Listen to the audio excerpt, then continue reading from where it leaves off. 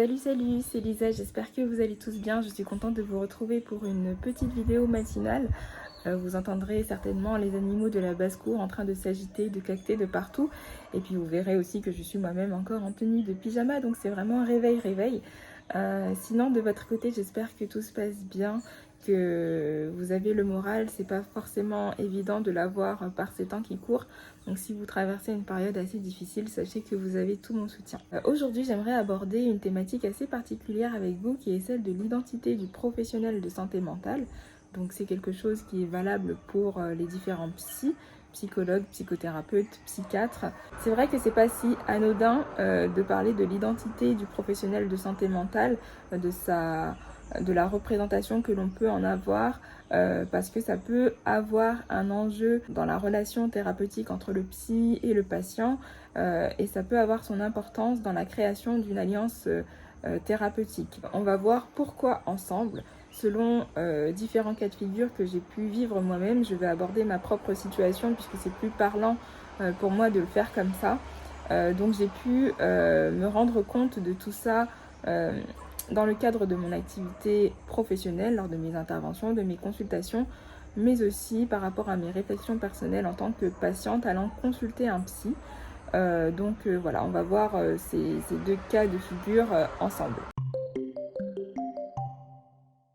Donc le patient, en fonction de son référentiel culturel, donc le référentiel culturel peut englober son apparence ethnique, ses origines, ses codes culturels, sa langue, sa religion, ses croyances, etc. Donc en fonction de tout ça, de son univers culturel, il pourrait avoir besoin d'avoir quelqu'un en face de lui qui partage certains critères de son référentiel culturel, de son univers. Et ça n'a pas été rare au cours de mes consultations que certains patients s'identifient à moi, se projettent sur moi lorsqu'ils me racontaient certains pans de leur histoire, sans pour autant qu'on ait les mêmes caractéristiques culturelles, mais il suffisait qu'on ait un point commun pour qu'ils se sentent comme compris dans toute leur sphère intime, dans toute la dimension de leur histoire. Et pour eux, en fait, s'ils avaient eu une personne différente en face d'eux, ils ne se seraient pas sentis compris de la même manière. C'est pour ça que du coup, la représentation que l'on peut avoir du psy compte énormément. Par exemple, un psy qui va partager les mêmes valeurs religieuses que vous pourrait faciliter la compréhension de certaines croyances, par exemple. Ou alors le fait de faire partie de la même catégorie ethnique peut aussi permettre une meilleure fluidité dans la relation, parce que du coup le psy peut être à même de comprendre ce que vit le patient, ou du moins le patient peut avoir l'impression que le psy le comprend mieux que s'il était avec une personne qui a une ethnie différente de la sienne. Donc pour prendre des exemples concrets, c'est vrai que par exemple certains patients originaires de pays du Maghreb me disaient que très certainement je comprenais ce qu'ils avaient vécu lorsqu'ils me parlaient de leurs difficultés à trouver un emploi en France métropolitaine, parce qu'ils se sentaient stigmatisés, discriminés par rapport à la sonorité de leur nom, la consonance arabe qu'ils pouvaient avoir. Ils se sentaient aussi discriminés par rapport à leur apparence lorsqu'ils se présentaient en entretien. Et ce qu'ils me disaient souvent vis-à-vis de tout ça, c'est vous pouvez comprendre, vous êtes noir, vous avez certainement vécu ce même type de situation, et donc on se comprend. Et c'est assez frappant en fin de compte, même si dans le fond je reste assez neutre par rapport à ce qu'ils me disent, parce que je n'aborde pas forcément ma propre identité, mes origines. Rien qu'en me voyant, il y a quelque chose qui se passe, et le patient tout de suite a l'impression d'avoir cette accroche. Et c'est pour ça que j'estime que la représentation que l'on a du psy, que l'apparence que l'on dégage en tant que psy, peut avoir un impact. Tout n'est pas si neutre que ça, et l'identité a un réel enjeu dans la relation thérapeutique. Développer un sentiment d'appartenance, de sécurité, d'attachement au sein d'un groupe ou d'une famille, c'est pas quelque chose de forcément évident. Il faut que certains paramètres soient réunis et donc le fait de se ressembler au niveau de certains points, ça peut aider à s'identifier et à se rassurer. Et donc c'est pour ça que certains patients vont essayer de se projeter sur leur thérapeute et essayer de se reconnaître en eux. Je suppose que du coup certains de mes patients m'ont identifié comme faisant partie d'une minorité parce que je suis noire et que dans l'inconscient collectif les minorités sont les personnes étrangères, les personnes typées, etc. Et donc forcément ils me mettent dans le même panier que le leur et du coup ils se sentent davantage appartenir au même groupe que le mien. Un autre exemple que j'ai pu vivre dans le cadre de mon activité professionnelle et qui a été un petit peu plus difficile, c'est que j'ai rencontré une personne qui a refusé que je la reçoive parce que justement je suis noire, que pour elle il était hors de question que je la voie parce que du coup elle faisait une fixation sur les personnes étrangères, les personnes de couleur, même si je n'aime pas trop ce terme parce que du coup personne n'est réellement de couleur. Bon, pour sa défense, c'est une personne qui est atteinte de troubles délirants sévères. Toujours est-il que finalement l'apparence que l'on dégage en tant que psy peut avoir un réel impact. Là il y a eu une vraie résistance à l'idée de me consulter parce que j'ai la peau noire. C'est pas forcément évident à encaisser, il faut pouvoir travailler sur soi, se remettre en question, ne pas le prendre personnellement aussi parce que ça fait partie de la pathologie du patient. Ce sont des choses quand même assez marquantes qui me font dire qu'au niveau des représentations sociales des psys, il y a vraiment un enjeu dans la rencontre finalement. Maintenant, j'ai envie de vous parler de mon point de vue en tant que patiente, donc comment j'ai été moi-même amenée à choisir mon psy.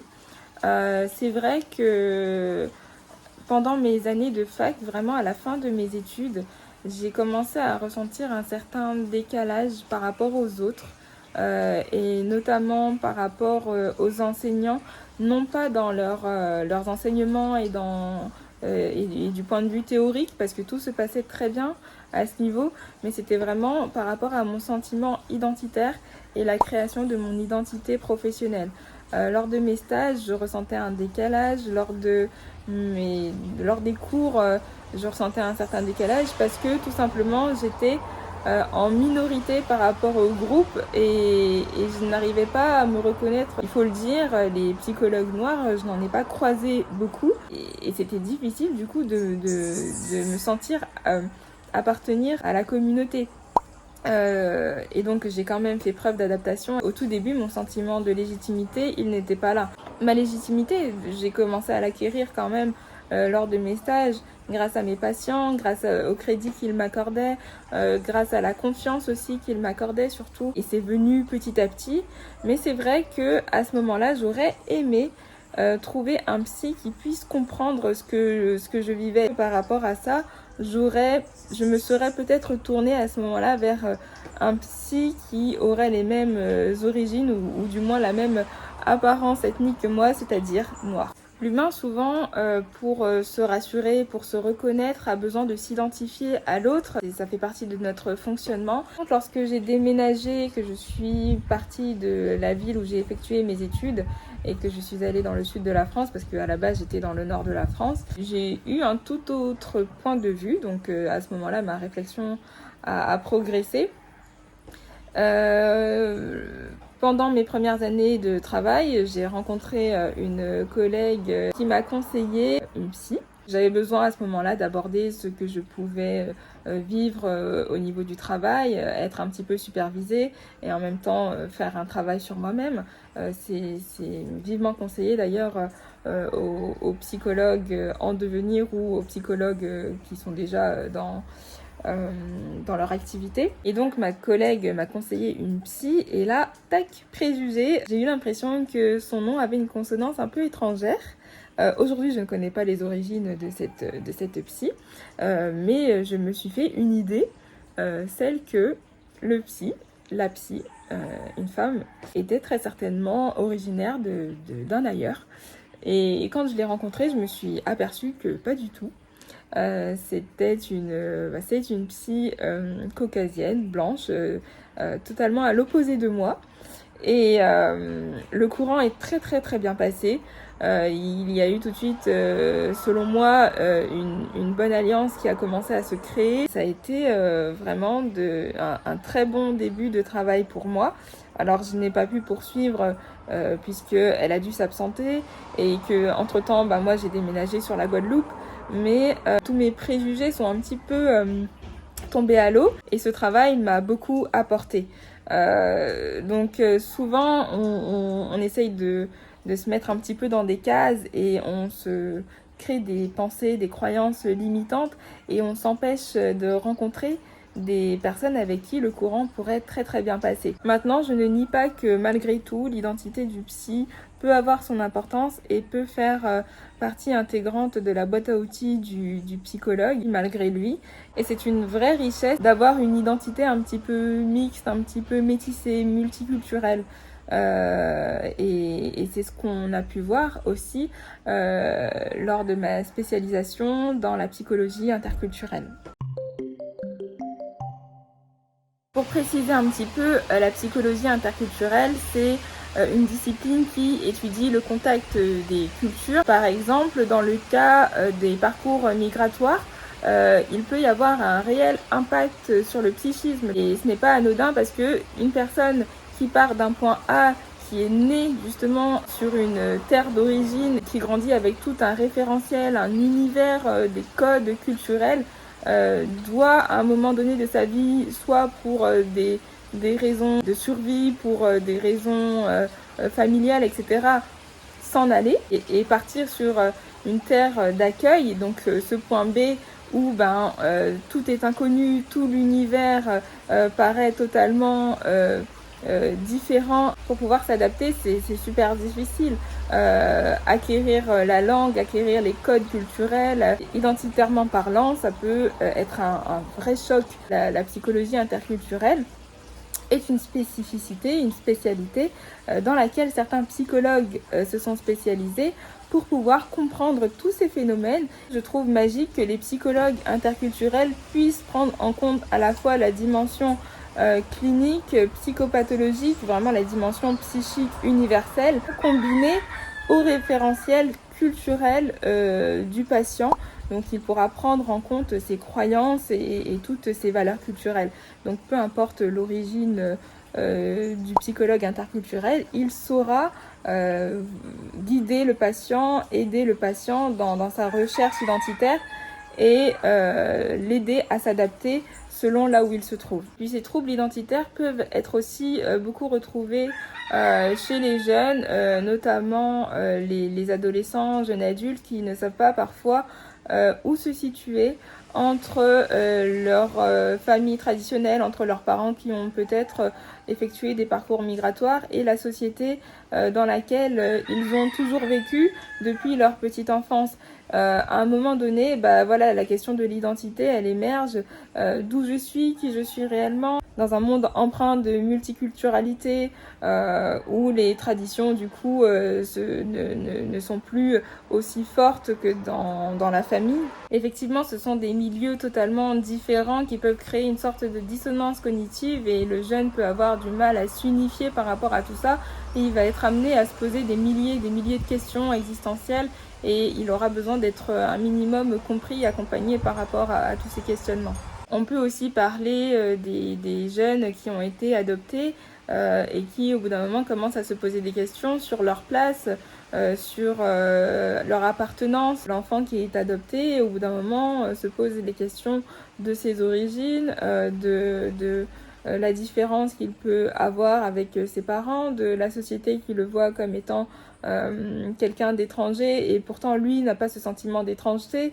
Donc c'est des questions qui sont pas évidentes. Et le psy, par rapport à toutes ces différentes problématiques, vis-à-vis de ses compétences, vis-à-vis de sa spécialité ou vis-à-vis de son identité, peut être à même de comprendre certaines situations. C'est encore plus préconisé là de voir un psy qui puisse comprendre ces phénomènes de contact des cultures. Et donc voilà, c'était une petite aparté sur la psychologie interculturelle, une discipline dont on parle trop peu, qui est très peu médiatisée mais qui est très complète, très intéressante. Donc je vous invite vraiment à vous renseigner si ça vous intéresse et n'hésitez pas à me dire si c'est un sujet qui vous intéresse pour qu'on puisse en parler davantage en vidéo. Donc pour conclure, je dirais que oui, l'identité du psychologue a son importance dans la rencontre et dans le lien thérapeutique.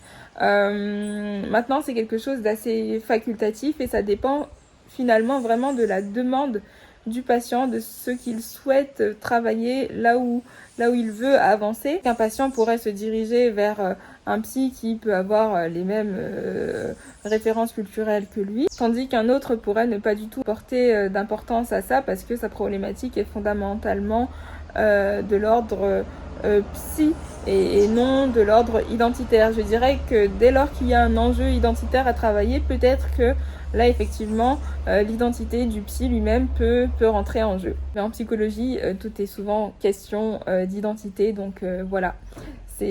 Ça reste peut-être une question sans réelle réponse. En fait, les réponses finalement, je pense, seront très très subjectives. Et donc, en fonction de ma subjectivité, je dirais que ce que représente le psy a son impact, a son importance. On approche à la fin de cette vidéo. J'espère ne pas avoir été trop brouillon parce que du coup, je ne prépare pas mes vidéos. J'essaierai de prendre des notes pour la prochaine fois. Mais voilà, moi, mes idées, elles ont tendance à s'emmêler, à fuser parfois. Et je peux faire du hors-sujet. Donc, désolée si ça a été le cas, mais bon, je vais essayer de m'améliorer avec le temps. Je serais très intéressée d'avoir votre avis aussi. Est-ce que si vous êtes amené un jour à consulter un psy, est-ce que vous allez davantage prêter attention aux compétences du psy, à son approche, à son bagage théorique, ou est-ce que vous allez aussi faire attention à sa personnalité, à son identité, à ses références culturelles. J'imagine qu'on peut avoir vraiment toutes sortes de réponses. On parle vraiment en toute transparence et vraiment dans une dimension très respectueuse. Hein. Ce sont des questions légitimes qu'on se pose. Donc surtout n'hésitez pas à réagir. Personnellement, ça me ferait très plaisir de discuter de tout ça avec vous. Si c'est une vidéo qui est susceptible d'intéresser d'autres personnes, n'hésitez pas à la partager. Vous pouvez également vous abonner à ma chaîne pour pouvoir suivre mes petites aventures. Voilà, sur ce, je vous fais de très très gros bisous en attendant une prochaine vidéo.